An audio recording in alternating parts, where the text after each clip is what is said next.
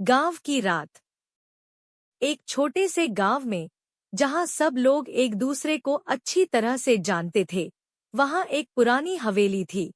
वह हवेली हमेशा से डरावनी मानी जाती थी, क्योंकि वहां रात के समय अजीब अजीब आवाजें आती थीं। कई लोगों ने वहां विचित्र सी चीजें भी देखी थी। एक दिन गांव के कुछ युवकों ने तय किया कि वे हवेली के रहस्य को सुलझाएंगे। वे रात को हवेली के पास गए और अंदर घुस गए। हवेली के अंदर जाते ही उन्हें ठंडी हवा का झोंका महसूस हुआ। वे और भी आगे बढ़े और अचानक उन्हें एक भयानक चीख सुनाई दी। उनके दिल धड़क उठे, लेकिन वे हिम्मत करके आगे बढ़ते गए। हवेली के एक कमरे में उन्हें एक पुराना दर्पण दिखाई दिया। दर्पण में उन्हें अपने आप के बजाय कुछ और ही दिख रहा था। जैसे ही उन्होंने ध्यान से देखा, दर्पण के अंदर से एक भयावह चेहरा बाहर आ गया और उनके सामने आ खड़ा हुआ।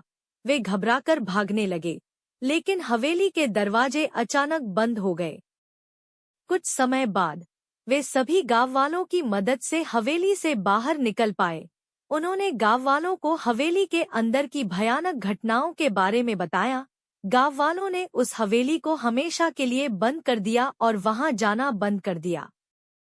वह हवेली आज भी वहां खड़ी है और गांववालों का मानना है कि वह जगह अब भी भूतों का घर है। रात के समय वहां से अभी भी अजीब आवाजें आती हैं, जो गांववालों को डराती रहती हैं।